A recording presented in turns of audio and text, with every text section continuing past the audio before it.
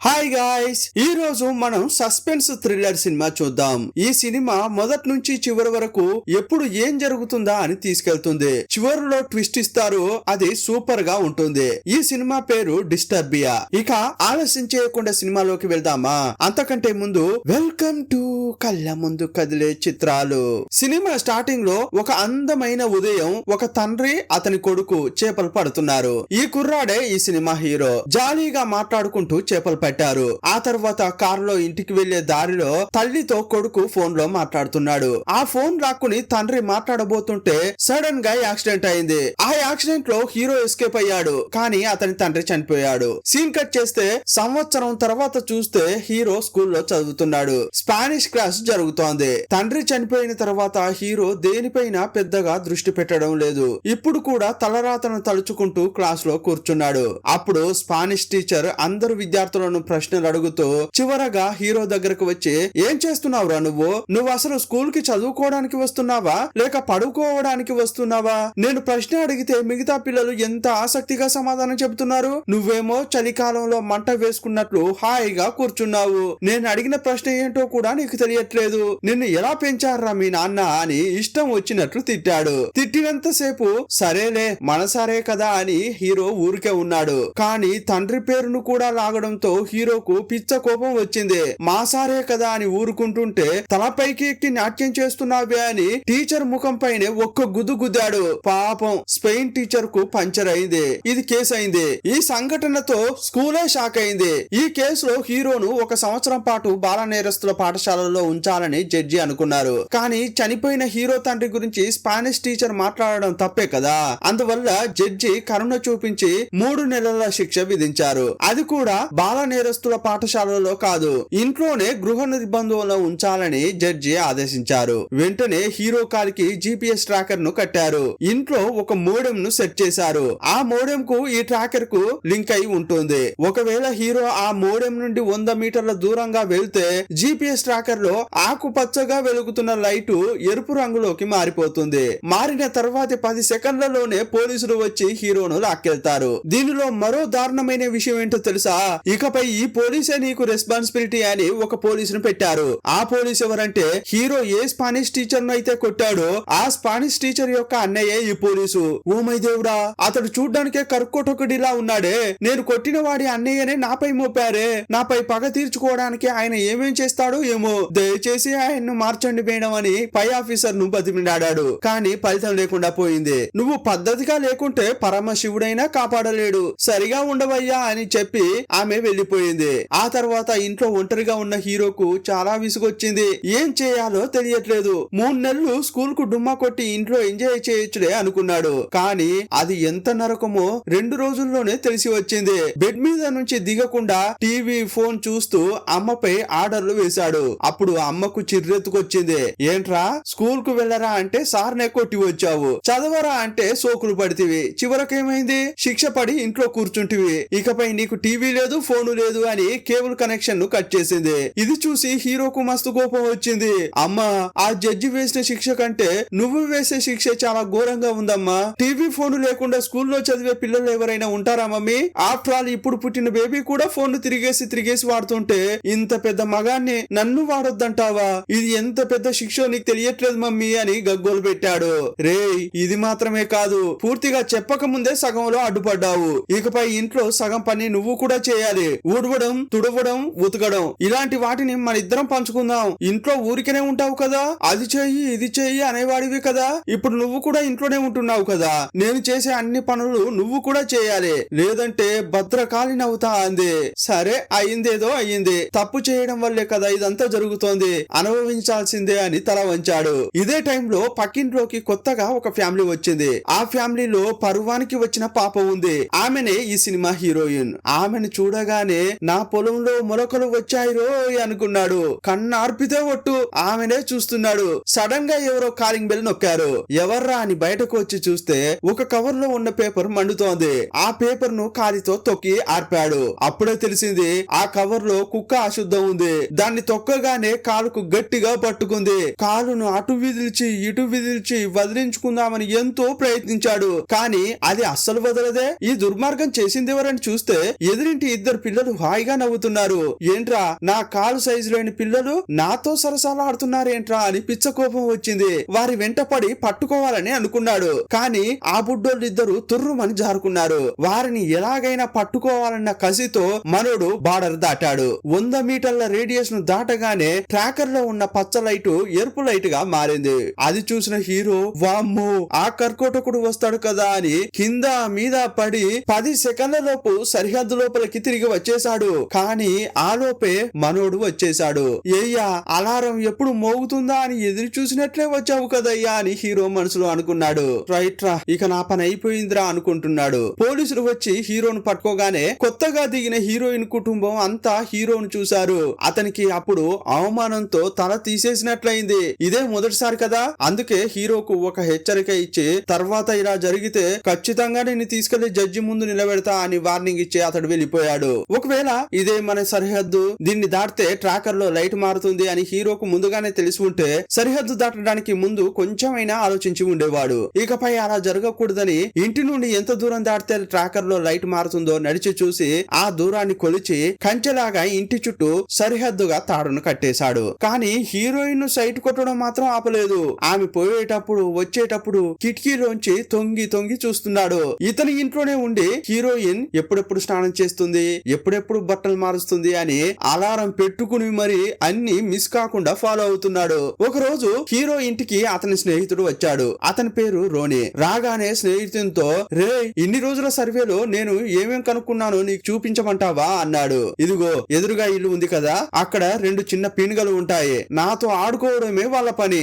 ఎప్పుడు నన్ను వెర్రి వెంగలప్పని చేద్దామా అని ఆలోచిస్తుంటాయి. కొత్త కొత్త పద్ధతిలో నన్ను ఆడుకుంటున్నారా అని చెప్పాడు. అలాగే ఈ ఇంటిని చూడు, అక్కడ బాగా గమనించు, భార్య పనికి వెళ్ళిపోయింది కదా, ఇక భర్త పని మనిషితో సరదాగా ఉంటాడు. ఇదిగోరా ఆ ఇంటి పక్కనే ఒక ఆయన ఉన్నాడే, ఇతని గురించి మాత్రం నాకు అస్సలు తెలియట్లేదురా. ఉదయం మధ్యాహ్నం రాత్రి అని తింటాడో లేదో గాని ఎప్పుడు చూడు గార్డెన్ ను క్లీన్ చేస్తుంటాడు. ఇక అతన్ని వదిలే చివరిసారిగా చూడడానికి ముందు కళ్ళను శుభ్రం చేసుకోరా, ఎందుకంటే ఇప్పుడు నీకు ఒక అందమైన దృశ్యాన్ని చూపించబోతున్నాను. ఇదంతా నువ్వు జీవితంలో చూసే ఛాన్సే లేదు అని కిటికీ దగ్గరికి తీసుకెళ్లాడు. హీరోయిన్ స్విమ్మింగ్ పూల్ లో స్నానం చేస్తుంటే చూపించాడు. రేయ్ నేను ఆమెను చూడగానే పడిపోయాను రా, ఆమెతో మాట్లాడాలని ఎంతో ఆశగా ఉంది. కానీ దగ్గరికి వెళ్ళాలంటేనే కాళ్ళు చేతులు వణికిపోతున్నాయి. ఏం చేయాలరా అని అంటుంటే రేయ్ నీకు నచ్చింది కదరా, నచ్చినప్పుడు వెళ్లి మాట్లాడాలి, ఇలా ఆలోచించకూడదురా అని అతడు అంటున్నాడు. ఎందుకింత భయపడుతున్నావు, వస్తే కొండ పోతే వెంట్రుక, సాహసం చేయరా డింబక అంటున్నాడు. వీడు ఏదో ఐడియా ఇచ్చాడు. ఈ ఐడియా ప్రకారం చేస్తే వర్కౌట్ అవుతుందా లేదా, సరే ఏదో సజెషన్ ఇచ్చాడు కదా, అలా ఒక రాయి విసిరి చూద్దాం అనుకున్నాడు. ఇక మరుసటి రోజు హీరోయిన్ బయటకు వెళ్లి ఇంటికి వస్తోంది. అప్పుడు హీరో ఒక పోజ్ పెట్టాడు. ఎందుకంటే ఇతడు 100 మీటర్ల నుంచే బయటకు వెళ్ళలేడు కదా, అందువల్ల పోస్ట్ బాక్స్ లో ఉన్న లెటర్ ను తీసుకోవడానికి చాలా కష్టపడుతున్నట్లు యాక్టింగ్ చేస్తున్నాడు. అప్పుడు హీరోయిన్ అదంతా చూసి అతనికి హెల్ప్ చేయాలన్న ఉద్దేశంతో ఆ పోస్ట్ బాక్స్ ను ఓపెన్ చేసి లెటర్ అతని చేతికిచ్చింది. అప్పుడు ఇద్దరికి పరిచయం అయ్యింది.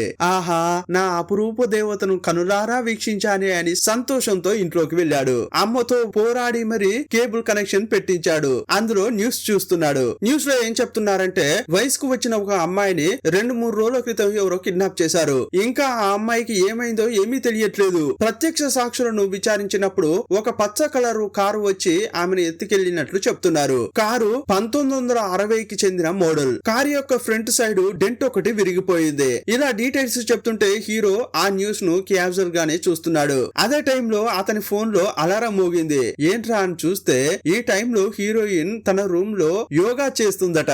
అది చూడడం కోసం మనోడు అలారం పెట్టుకున్నాడు. బైనాక్యులర్ పెట్టుకుని మరి ఆమెను చూస్తున్నాడు. ఇప్పుడు అతనికి ఒక ట్విస్ట్ ఎదురైంది. ఇతడు ఆమెను చూస్తున్నాడనే విషయం ఆమెకు తెలిసినట్లుంది. ఆమె ఇతన్ని చూస్తోంది. అవకాశమే లేదే, నేను ఇంత చీకట్లో కూర్చున్నాను కదా, నేను ఇక్కడ ఉన్నానన్న సంగతి ఆమెకు తెలుసా అని అనుకున్నాడు. ఇక ఆ షాక్ లో అక్కడి నుంచి లేచి వెళ్లి బెడ్ పై పడుకున్నాడు. కొంచెం సేపట్లోనే ఇంటి బయట ఒక కార్ సౌండ్ వినిపించింది. ఇక మనోడు ఫుల్ ఖాళీగా ఉన్నాడు కదా, అందువల్ల ఆ కారు ఎలాంటిది, ఎవరు వస్తున్నారు అని చూడాలనుకున్నాడు. కిటికీ గుండా ఆ కారును చూసాక అతనికి ఒక ట్విస్ట్ ఎదురైంది. న్యూస్ లో చెప్పారు కదా 2-3 రోజుల క్రితం 32 ఏళ్ల ఒక అమ్మాయి కిడ్నాప్ చేయబడిందని. అంతేకాదు 1960కి చెందిన ఒక మోడల్ కార్ లోనే ఆమెను కిడ్నాప్ చేశారని చెప్పారు. ఇప్పుడు same colour car, same model car car hero యొక్క పక్కింటి వద్దకు వచ్చింది. అది కూడా ఇంతకు ముందు ఫ్రెండ్ కు ఒక అతని గురించి చెప్పాడే, ఇతడు ఎప్పుడు చూడు గార్డెన్ ని క్లీన్ చేస్తాడు, ఇతని గురించి నాకేమీ తెలియదు అని అన్నాడు కదా.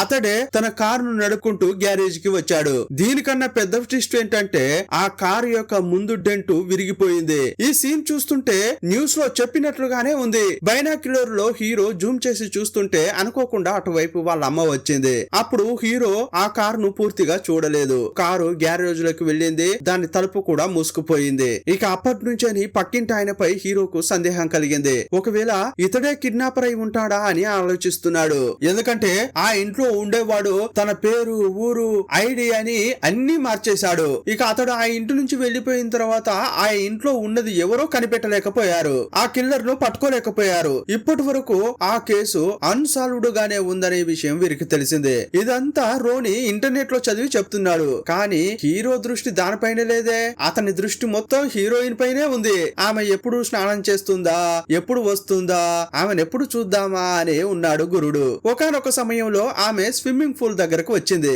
ఇక హీరో రోని ఇద్దరు కొట్టుకుంటున్నారు. నేనంటే నేనే మొదట చూస్తా అని కొట్టుకున్నారు. వీళ్ళిద్దరు కొట్టుకుంటుంటే చేతిలో ఉన్న బైనాక్యులర్ కింద పడి సౌండ్ వచ్చింది. అప్పుడు హీరోయిన్ సడన్ గా ఇటు వైపు తిరిగి చూసింది. వీళ్ళిద్దరు తనను చూస్తున్నారన్న విషయం ఆమెకి తెలిసిపోయింది. అప్పుడు హీరోకు కోపం వచ్చి, రేయ్ గుమ్మడికాయకు 2 బొడిపెలు పెట్టినట్లు కళ్ళేసుకుని సైలెంట్ గా చూడొచ్చు కదరా, నా మానాన నాకు దొరికిన అవకాశాన్ని వినియోగించుకుంటున్నా, నా అదృష్టాన్ని చెడగొట్టడానికే వచ్చావు కదరా అని రోనీని హీరో తిట్టాడు. ఇప్పుడు ఆమె చూసింది ఏం జరుగుతుందో ఏమోనని భయపడుతున్నాడు. అదే టైంలో టక్కున కాలింగ్ బెల్ మోగింది. ఎవర్రా అని చూస్తే వచ్చింది హీరోయినే. ఆహా, విధి ఆడిందిరా వింత నాటకం, అనుకున్నదంతా అయింది, ఇప్పుడు నా పరువు అంతా పోతుందని హీరోకు ఫ్యూజులు ఎగిరిపోయాయి. కానీ ఆమె మాత్రం సైలెంట్ గా లోపలికి వచ్చి, మా ఇంట్లో వాళ్ళు ఎవరూ లేరు, కాసేపు మీ ఇంట్లో ఉండొచ్చా అని అడిగింది. లోపలకు వెళ్లి బైనాక్యులర్ కూడా తీసి చూసింది. ఏంట్రా బైనాక్యులర్ ఎందుకు, పక్కింటి వాళ్ళను చూడడమే పనిగా పెట్టుకున్నారా ఏంటి అని అడిగింది.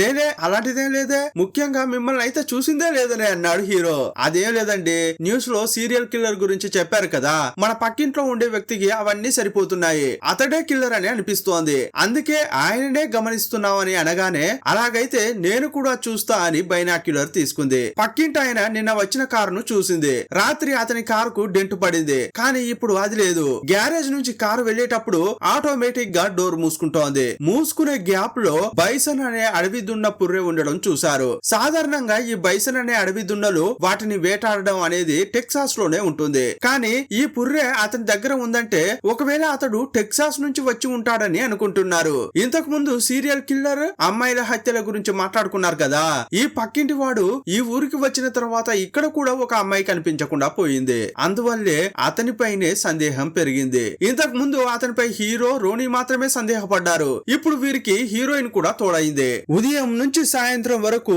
ఆ ఇంటిపైనే ఫోకస్ పెట్టారు. రాత్రిపూట ఆ పక్కింటతడు క్లబ్ నుంచేని ఒక అమ్మాయిని ఇంటికి తీసుకొచ్చాడు. ఇక లోపలికి వెళ్ళిన తర్వాత ఆట పాటలే, అంతా హ్యాపీగానే ఉన్నారని అనుకుంటున్న క్రమంలో సడన్ గా అతడు కత్తి తీసుకువచ్చిన అమ్మాయి పక్కగా వస్తున్నాడు. అయ్యో ఏం చేస్తాడు, చంపుతాడా ఏంటి అని వీళ్ళు భయపడుతున్నారు. కానీ అతడు ఏమీ చేయలేదు. ఆ కత్తి తీసుకెళ్లి ఆ అమ్మాయి యొక్క డ్రెస్ ను కట్ చేశాడు. అతడు చేసిందంతా జాలీ కోసం. ఇక వీళ్ళేమో రే దీనికోసమా మనం ఇంత భయపడ్డామా అనుకుంటున్నారు. వాళ్ళిద్దరూ ఏదేదో చేస్తుంటే ఇటువైపు వీళ్ళకి ఇంకేదేదో అవుతోంది. వీళ్ళు కూడా కాసేపు ప్రేమగా మాట్లాడుకున్నారు. ఆ తర్వాత హీరోయిన్ కు వాళ్ళ అమ్మ కాల్ చేసి ఇంటికి రావే అని పిలిచింది. అప్పుడు హీరోయిన్ బాయ్ చెప్పి వెళ్తోంది. హీరో ఇంటికి తిరిగి వచ్చాడు. ఒంటరిగా ఉన్నాడు కదా, అతనికి బోరు కొడుతోంది. అందువల్ల బైనాక్యులర్ తీసుకుని ఈ ఇద్దరు చిన్న పిల్లలుంటారే వాళ్ళ ఇంటి వైపు చూస్తున్నాడు. వాళ్ళ సైజుకు చూసేదానికి సంబంధమే లేదు. మిరపకాయలా ఉన్న వాళ్ళు చూసేదేంటో తెలుసా, నీలి చిత్రాలు. అమ్మ నా కొండిగాల్లారా, దొరికారా, మీ అమ్మకు తెలియకుండా ఇవి కూడా చూస్తున్నారా, నన్ను గెలికి నాతోనే పెట్టుకున్నారు కదరా, మీకుందిరా అని హీరో ఒక ప్లాన్ వేశాడు. అదే టైంలో ఆ పక్కింటి ఆయన ఇంట్లో అతడు తీసుకెళ్లిన అమ్మాయి సడన్ గా నన్ను కాపాడండి అని అరిచిన శబ్దం వినిపించింది.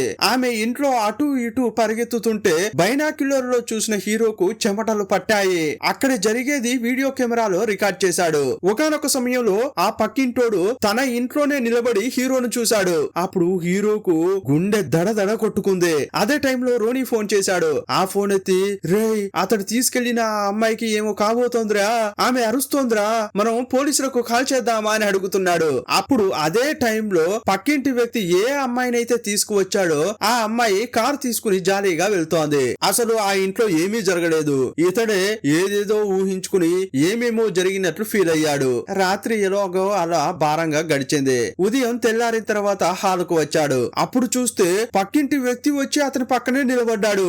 ఏంటయ్యా సడన్ గా ఊడిపడ్డావు? నిన్ను చూసి నా పై ప్రాణాలు పైన పోయాయి కదయ్యా, ఎందుకు ఇక్కడికి వచ్చావు అని హీరో అడిగాడు. అప్పుడు ఇంట్లోనే ఉన్న హీరో వాళ్ళ అమ్మ ఏం చెప్తుందంటే, అదేం లేదురా, నేను షాపుకు వెళ్ళినప్పుడు నా కార్ టైర్ పంచర్ అయింది. అప్పుడు ఈసారే నాకు హెల్ప్ చేసి ఇంటికి తీసుకొచ్చాడు. అందువల్ల కృతజ్ఞత తెలిపేలా ఒక కాఫీ ఇద్దామని ఇంటికి తీసుకువచ్చాను. ఇదిగో చూడు, ఆయనకు కాఫీ తీసుకొచ్చాను, కానీ చక్కెర వేయడం మర్చిపోయాను. నేను చక్కెర తీసుకొస్తాను, మీరిద్దరు మాట్లాడుకోండి అని ఆమె లోపలికెళ్ళింది. అప్పుడు హీరోను చూస్తూ అతడు, ఏయ్యా నీ కాలికి అదేంటి అని పక్కింటి ఆయన అడిగాడు. అప్పుడు హీరో ఏమనుకుంటున్నాడంటే, నేను చాలా క్రూరమైన వాణ్ణి, చాలా ధైర్యవంతుణ్ణి, ఇలా చెప్పుకుంటేనే కదా అతని గురించి ఎదురుగా ఉన్న వ్యక్తి చూసి భయపడతాడు.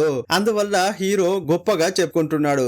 ఆ రోజు పెద్ద ఫైటింగ్ జరిగింది, చెప్తే నువ్వు భయపడతావు. నా టీచర్ ను ఏం కొట్టుడు కొట్టానో తెలుసా? నేను ఎంత దుర్మార్గుండో దీని ద్వారానే నీకు తెలుస్తుంది. అంతగా కొట్టాను తెలుసా, అందుకే నాకు పోలీసులు ఇలా వేశారు అని చెప్పాడు. అప్పుడు ఆ వ్యక్తి, హలో, నేను కూడా అచ్చం నీలాగే, నువ్వైనా ఇంకా టీచర్ ను కొట్టావు, కానీ చిన్న వయసులో నాకైతే టీచర్లను చంపాలనే అనిపించేది. కానీ ఏం చేసేది, కొన్నిసార్లు ఎంత కోపం వచ్చినా కూడా మన లిమిట్స్ లో మనం ఉంటేనే మన లైఫ్ హాయిగా సాగుతుంది. ఇప్పుడు నీకు అర్థమైంది అనుకుంటా అని ఆ పక్కింటి ఆయన చెప్పకనే హీరోకు జాగ్రత్తగా ఉండరా అన్నట్లు చెప్పాడు. ఆ లోపలే హీరో వాళ్ళ అమ్మ బయటకు వచ్చింది. ఇక అంతటితో వీరిద్దరి సంభాషణ ఆగిపోయింది. ఇక ఆ తర్వాత ఈ జరిగిన విషయాన్నంతా హీరో హీరోయిన్ కు చెప్పాడు. అప్పుడు ఆమె ఏమంటుందంటే, ఇందులో తప్పేముందయ్యా, నువ్వు నిన్న అతన్ని గమనిస్తుంటే అతన్ని నిన్ను గమనించాడు, వద్దు అలా నన్ను కనిపెట్టొద్దు, నా ప్రైవసీ నాకు ఉండాలి అని ఆయన చెప్పాడు. నువ్వే అసలు ఏం జరిగిందో తెలుసుకోకుండా ఏదేదో ఊహించుకున్నావు. ఇలా హీరోకు ఆమె సర్ది చెప్తోంది. ఈ రోజు రాత్రి హీరోయిన్ ఇంట్లో ఒక పార్టీ జరగబోతోంది. ఆ పార్టీకి హీరో రావడం కుదరదు, ఎందుకంటే బార్డర్ దాటిండంటే ఇక ఆ పోలీస్ వస్తాడు. ఇక రాత్రి కాగానే హీరోయిన్ ఇంట్లో పార్టీ స్టార్ట్ అయింది. అప్పుడు కొంతమంది అబ్బాయిలు వచ్చారు, వాళ్ళతో క్లోజ్ గా మాట్లాడుతోంది. ఇదంతా చూశాక ఇతని కడుపు మండింది. నన్ను కాదని ఆమె ఇంకొకరితో క్లోజ్ గా ఉంటుందా, ఆహా కుదరదు కుదరదు అని అనుకున్నాడు. వెంటనే ఇతని ఇంట్లో పెద్ద పెద్ద స్పీకర్లు పెట్టి సౌండ్ ఎక్కువగా పెట్టి పార్టీని డిస్టర్బ్ చేశాడు. అప్పుడు హీరోయిన్ కు కోపం వచ్చింది. ఆ రాత్రే అతని దగ్గరకు వచ్చింది. అప్పుడు వీళ్ళిద్దరు మాట్లాడుకుంటున్న క్రమంలో పక్కింట్లో అతడుంటాడే, ఆ ఇంటి అద్దాలు రక్తంతో తడిచిపోయాయి. ఆ రక్తాన్ని తుడిచాడు. ఆ తర్వాత ఒక మనిషిని బ్యాగ్ లో కట్టి ఎలాగైతే లాక్కొస్తారో మెట్ల పై నుంచని అలా లాక్కొచ్చాడు. నెమ్మదిగా గ్యారేజ్ లోకి వెళ్ళాడు. మెట్ల పై నుంచని తీసుకొచ్చేటప్పుడు డబా డబా సౌండ్ వినిపించింది. ఏంట్రా ఈ సౌండ్ అని హీరోయిన్ తీక్షణంగా చూస్తోంది. ఆ బ్యాగ్ ను గ్యారేజ్ లోకి తీసుకెళ్తుంటే కళ్ళప్పగించి చూసింది. వీళ్ళు అనుకున్నట్లు అతడు సీరియల్ కిల్లర్ అయినా కాదా అని తెలుసుకోవాలంటే ఆ గ్యారేజ్ లోకి వెళ్ళాలి. ఇక మరుసటి రోజే ఒక ప్లాన్ వేసుకున్నారు. హీరో ఇంటి నుంచి బయటకు వెళ్ళలేడు, అందువల్ల ఇంట్లోనే ఉన్నాడు. పక్కింటి వ్యక్తి సూపర్ మార్కెట్ కు వెళ్ళాడు. అప్పుడు హీరోయిన్ కు ఫోన్ చేసిన హీరో అతన్ని ఫాలో కా అని చెప్పాడు. ఆ తర్వాత రోనీకి కాల్ చేసిన హీరో ఆ పక్కింటి వ్యక్తి యొక్క ఇంటి ముందే అతని కారు ఆగి ఉంది. ఆ కారులోకి వెళ్లి గ్యారేజ్ యొక్క కోడ్ ను దొంగిలించరా అని చెప్పాడు. ఒకవైపు హీరోయిన్ తో, ఇంకోవైపు రోన్ తో, ఇద్దరితో హీరో కాన్ఫరెన్స్ కాల్ లో ఉన్నాడు. ఆ పక్కింటి వ్యక్తి షాపింగ్ మాల్ లో ఏం చేస్తున్నాడు, ఎప్పుడు బయలుదేరుతాడు అనేది 5 నిమిషాలకోసారి హీరోకు అప్డేట్ చేస్తూనే ఉంది హీరోయిన్. ఇంకోవైపు రోనీకి కాళ్ళు చేతులు వణుకుతున్నాయి. భయపడుతూనే కార్ ను ఓపెన్ చేశాడు. రే గునిగింది చాలు గాని మొదట కోడ్ తీయరా, అతడు వచ్చేస్తాడేమో, త్వరగా తీయరా అని హీరో తొందర పెట్టాడు. ఇంకోవైపు ఆ పక్కింటి వ్యక్తిని హీరోయిన్ ఫాలో అవుతోంది కదా. సడన్ గా మధ్యలోకి ఒక అమ్మాయి వచ్చింది. అప్పుడు అతడు కనిపించకుండా పోయాడు. అతన్ని మిస్ అయింది. ఎక్కడికి వెళ్ళాడో తెలియట్లేదు. ఒకవేళ అతడు గాని బయలుదేరి ఇంటికి వచ్చాడు అనుకో, రోనీని చూస్తే రోనీ పని అయిపోతుంది. అందువల్ల రోనీని త్వరగా కారు నుంచి బయటకు వెళ్ళమని చెప్పరా అని హీరోయిన్ చెప్తోంది. అప్పుడు మాట్లాడుతూనే హీరోయిన్ పార్కింగ్ నుంచి కార్ తీస్తోంది. ఒడియమ్మ బడవా, ఎక్కడికో వెళ్లిపోయాడనుకున్న పక్కింటి వ్యక్తి సడన్ గా ఆమె కారు ముందుకు వచ్చి నిలబడ్డాడు. అప్పుడు హీరోయిన్ కాల్ ను హోల్డ్ లో పెట్టింది. అందువల్ల హీరోయిన్ పక్కకు పక్కింటి వ్యక్తి వచ్చాడన్న విషయం హీరోకు తెలియలేదు. వీడేం చేస్తాడు అని హీరోయిన్ భయపడిపోతోంది. కానీ ఆ పక్కింటి వ్యక్తి ముఖంలో మాత్రం ఎలాంటి రియాక్షన్ కనిపించట్లేదు. సైలెంట్ గా ఆమె కారులోకి వచ్చి కూర్చున్నాడు. ఏమ్మా, నువ్వు నన్ను ఫాలో అవుతున్నావు కదా, కానీ నన్ను ఫాలో అయితే నీకేం దొరుకుతుందో నాకేం తెలియదు, కానీ నాకు నా ప్రైవసీ ముఖ్యం. ఎవరికి వారు ప్రైవసీ కోరుకుంటారు కదా, అందువల్ల నన్ను ఫాలో చేయడం ఆపేసి ఏదైనా పనికొచ్చే పని చేయమ్మా అన్నాడు. ఇంకోసారి ఇంత సైలెంట్ గా నేను చెప్పను అని మర్యాదగా చెప్పి వెళ్ళిపోతున్నాడు. ఇంకోవైపు రోని కారులోంచి కోడ్ తీసి హీరోకు చెప్పాడు. ఆ తర్వాత హీరోయిన్ వచ్చి ఆమెకు జరిగింది కూడా హీరోకు చెప్పింది.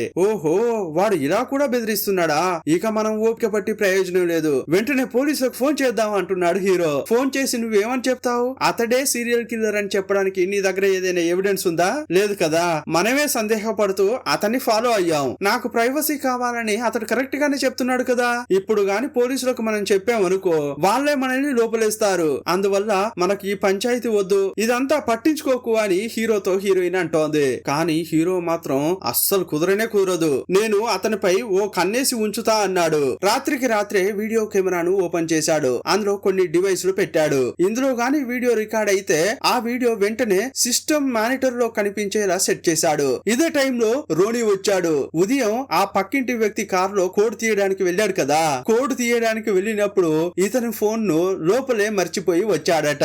రే, ఆ ఫోన్ ను కనిపెట్టి వాడు నన్ను వేసేస్తాడేమోరా, దయచేసి నన్ను కాపాడరా అంటున్నాడు. నువ్వేం భయపడకురా, నేను చూసుకుంటాను కదా, కాకపోతే నువ్వు ఒకే ఒక విషయం చేయాలి, నీ ఫోన్ దొరుకుతుంది, నేను అనుకున్నది కూడా నాకు దొరుకుతుంది అంటున్నాడు. అప్పుడు హీరో ఇతడు రెడీ చేసిన కెమెరాను అతనికి ఇచ్చాడు. వీళ్ళకు ఆల్రెడీ గ్యారేజ్ యొక్క కోడ్ తెలిసింది కదా, ఇప్పుడు వీళ్ళే ఈజీగా లోపలికి వెళ్ళొచ్చు. ఆ పక్కింటి వ్యక్తి గ్యారేజ్ లోపలికి ఒక పార్సల్ తీసుకెళ్లాడు కదా, అందులో ఏముందో చూడరా అని రోనీని హీరో పంపించాడు. అప్పుడు రోని గ్యారేజ్ లోకి వెళ్ళాడు. ఇక ఇంట్లోనే ఉన్న హీరో ఆ పక్కింటి వ్యక్తి ఏమైనా బయటికి వస్తాడా అని చూస్తున్నాడు. గ్యారేజ్ లోకి వెళ్లిన రోని అక్కడ ఉన్న ఫుటేజ్ మొత్తం రికార్డ్ చేసి పంపిస్తున్నాడు. ఆ ఫుటేజ్ అంత క్లియర్ గా కనిపించట్లేదు. లోపల ఉన్న రోని దగ్గరగా ఆ బ్యాగ్ దగ్గరకు వెళ్ళాడు. అందులో ఏముందని అతడు చెప్పే లోపే అక్కడున్న గ్యారేజ్ తలుపు దానంతటా అదే మూసుకుంటోంది. దీన్ని బట్టి చూస్తే ఆ పక్కింటి వ్యక్తికి లోపలికి ఎవరో వచ్చారని తెలిసిందనే కదా అర్థం. అప్పుడు లోపల వీడియో తీస్తున్న రోని వేరే, నాకు భయంగా ఉందిరా,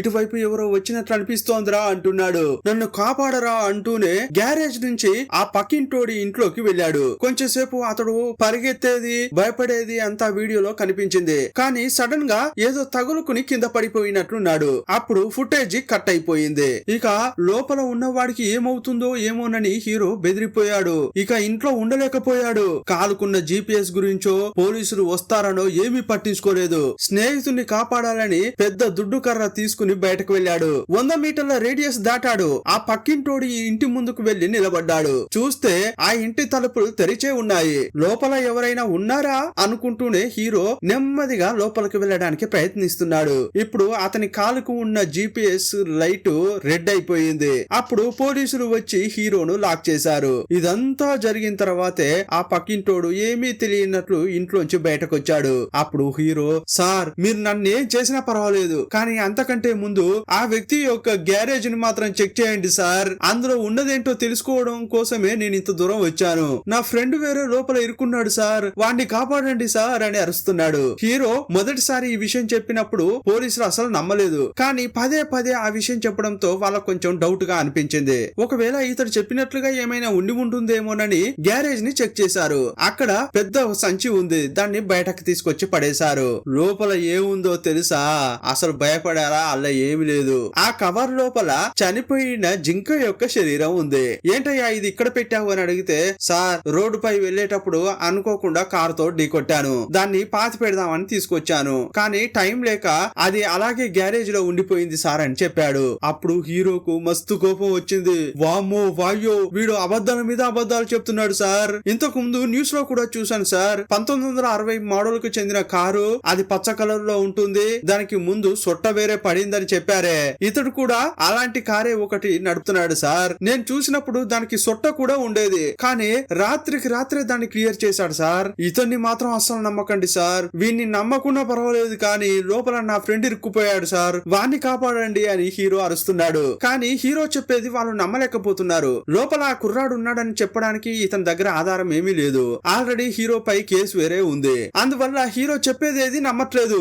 ఆల్రెడీ ఒకసారి ఇతనికి వార్నింగ్ ఇచ్చారు, ఇప్పుడు రెండోసారి 100 మీటర్ల రేడియస్ దాటాడు, అందువల్ల రేపు నిన్ను జడ్జి దగ్గరికి తీసుకెళ్తామని చెప్పారు. అంతేకాదు నువ్వు పక్కింటి వ్యక్తి యొక్క ఇంటిపై దాడి చేయబోయావు, అతడు గాని కేసు పెట్టాడంటే నీకు ఇంకా శిక్ష పెద్దది పడుతుందే అంటున్నారు. హీరో వాళ్ళ అమ్మ వచ్చి మస్తుగా తిడుతోంది. రే ఏంట్రా ఇప్పుడు నీ పరిస్థితి, ఆ పక్కింటి వ్యక్తి కేసు పెడితే నీకు పెద్ద శిక్ష పడుతుంది, ఆ కేసు గీసు ఏది లేకుండా నేను చూసుకుంటాను, కానీ ఇంకోసారి మాత్రం నువ్వు ఇలా చేసావనుకో బాగుండదు, అన్ని మూసుకొని ఇంట్లోనే పడుండు అంటోంది. నువ్వు చేసిన తప్పుకు ఇక నేను క్షమాపణ అడగక తప్పుతుందా, సరే అతని దగ్గరికి వెళ్లి క్షమించమని అడిగి వస్తా అంటోంది. కానీ అప్పుడు హీరో భయపడిపోయాడు. వామ్మో నువ్వు మాత్రం అక్కడికి వెళ్ళొద్దు తల్లు అంటున్నాడు. అయినా కూడా పట్టించుకోకుండా ఆమె పక్కింటి వ్యక్తి ఇంటికి వెళ్ళింది. అప్పుడు హీరో సెల్ కు అన్నోన్ నంబర్ నుంచి అని ఒక మెసేజ్ వచ్చింది. నీ స్క్రీన్ ను చూడరా అని అందులో ఉంది. స్క్రీన్ ను చూస్తే రోని చనిపోయిన డెడ్ బాడీ లా పడి ఉన్నాడు. అతడు ఉన్న చోటును చూస్తే